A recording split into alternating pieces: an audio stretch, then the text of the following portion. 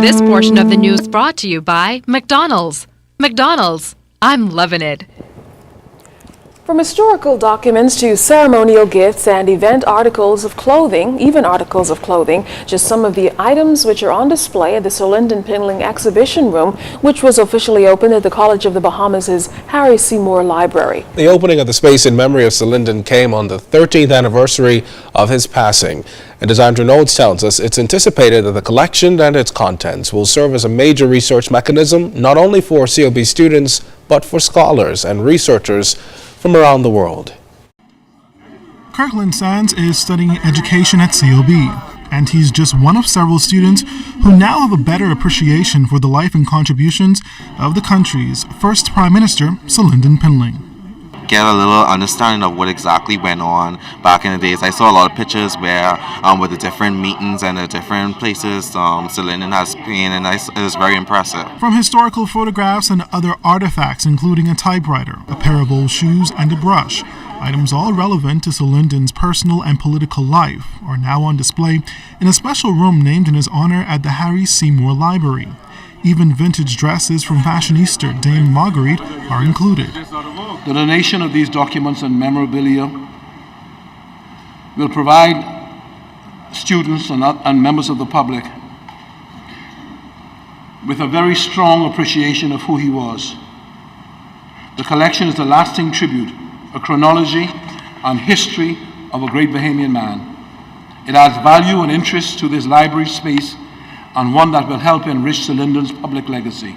Prime Minister Perry Christie again stressed the importance of recording the stories of all great Bahamians who have helped to build and shape the country. I would like to commission Mrs. Gail Saunders. I would like to commission Patty McColas. I'd like to commission Dr. Tracy Thompson at the expense of the government to begin the writing of the history of significant Bahamians who, but for such an intervention, may not write it for themselves. The exhibition was created as a result of a partnership between COB and the Sir Lyndon Pinling Foundation. To date, the foundation has donated around $300,000 to the college.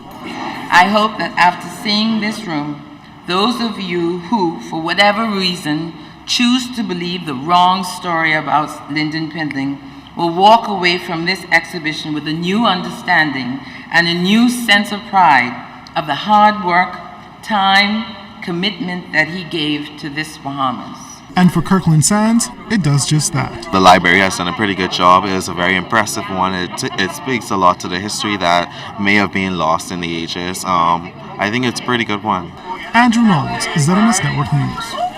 Police have cracked a criminal ring which has been stealing women's handbags. Among the suspects, 2 males locked up at the Eastern Division Station and a female in custody at the police station in Fox Hill.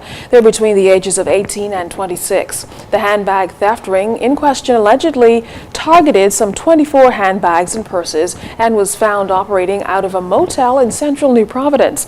Police also impounded 2 stolen vans used by the ring, a white Honda Odyssey and a gray Honda Sabre. Police haven't yet determined if the group is among repeat offenders, but they did confirm that there is an increase in females participating in robberies, and they're warning women to be cautious with their belongings. Cyan Thompson has more on these suspects who are expected to be arraigned in court this week.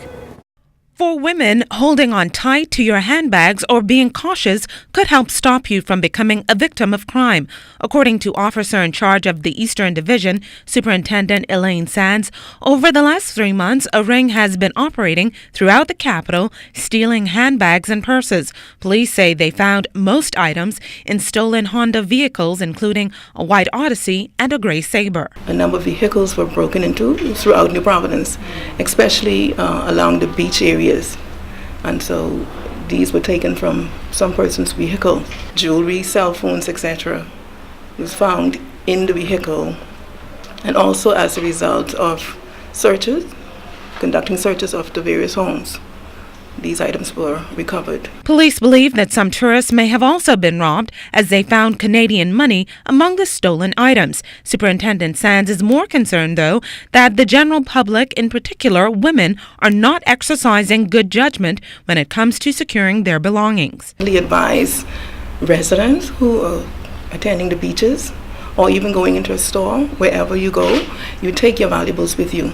Do not leave your valuables visible on a car seat. Police also had this to say to persons who have been robbed in recent months. We also want you to come by and have a look at these items. You can contact the Eastern Division at 364-8996. For the ZNS Network News, I'm Cyan Thompson. An ex-police sergeant among the witnesses who testified today in the Leonard Barnett murder trial. Barnett is accused of killing 27-year-old Rico Farrington almost 10 years ago in Freeport, Grand Bahama. During today's proceedings, the ex-police sergeant testified that after observing drag marks near an abandoned Ford Explorer, he followed them to an unpaved road, over a hill, and to the left side of a road, and then into bushes, where he discovered the lifeless body of the deceased, which was covered by a tree branch. Now, this is not the first time Barnett is being tried for the crime. A jury failed to reach a verdict back in March 2010, and a retrial was ordered. Meantime, Barnett is on remand at Fox Hill Prison. Attorney Dorsey McPhee is defending him. Senior Justice John Isaacs is presiding over the case. An 18-year-old man charged with an April 3rd armed robbery was granted bail this afternoon. Justice Vera Watkins granted Andre Lundy bail in the sum of $9,500 with two sureties. Lundy was also ordered to wear an electronic monitoring bracelet and report to the Carmichael Road Police Station on or before 6 p.m. every Monday, Wednesday, and Friday. The judge also imposed an 8 p.m. curfew on the accused, warning him that the persons monitoring him would be able to determine whether he violated this condition. Democratic National Alliance leader Granville McCartney says the government must sweat the minor crimes, including littering, obscenity in public, and indecent exposure. Mr. McCartney, who is a member of a select crime committee, added that other laws must be strictly enforced, as well as major crimes such as domestic abuse, child abuse, and murder. Mr. McCartney says those breaking these laws should not only suffer the consequences, but be made an example of. When they go to the Privy Council have no other choice but to say that person must get the death penalty, as opposed to saying it's not the worst of the worst. My God, those people don't believe in capital punishment over there. They don't. So we need to make it where our laws say, direct them, this is our law and you need to adjudicate on what our law says, and not give them any leeway or discretion. This is what our law says. Mr. McCartney also said that he's deeply concerned about the lack of information being presented to the Bahamian public on the new tax system, a system set to come on stream sometime next year. Some person speaking on it, but before I speak on it, and before I speak on it on behalf of the party, the DNA, I would like to see exactly what the government is proposing. They were supposed to put a bill, or bring a bill to Parliament before the summer recess, I'm told, and that didn't happen.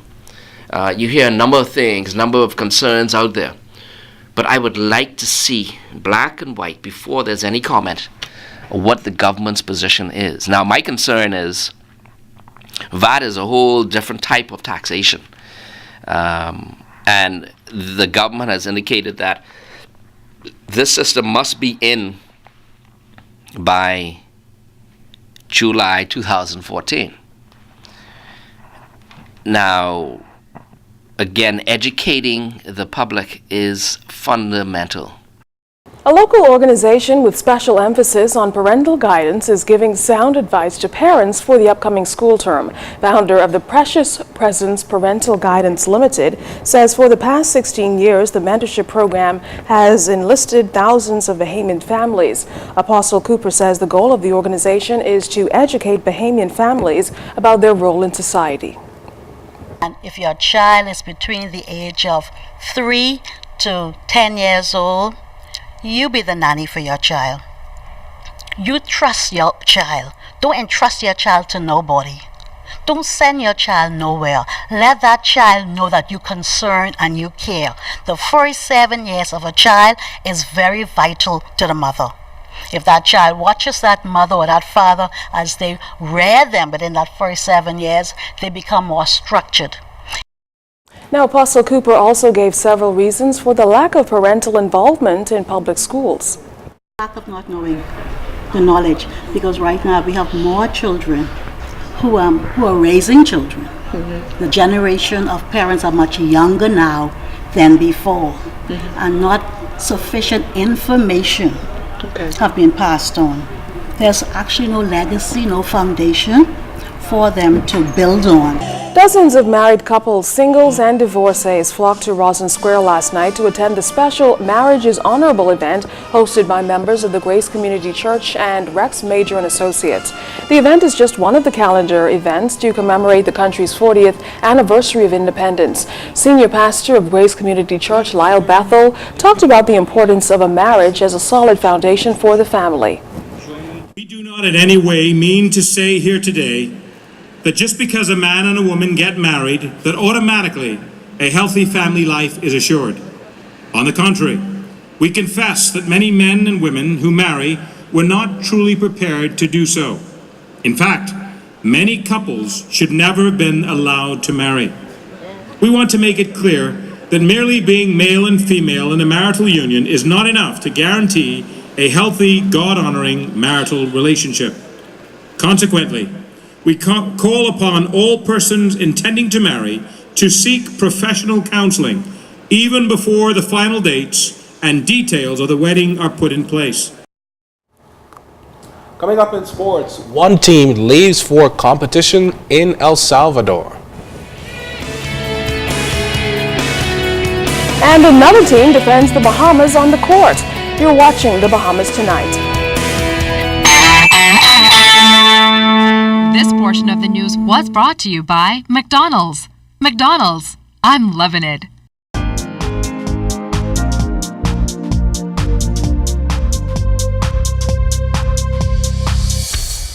This is your Royal Fidelity Business News. I'm Jimenita Swain.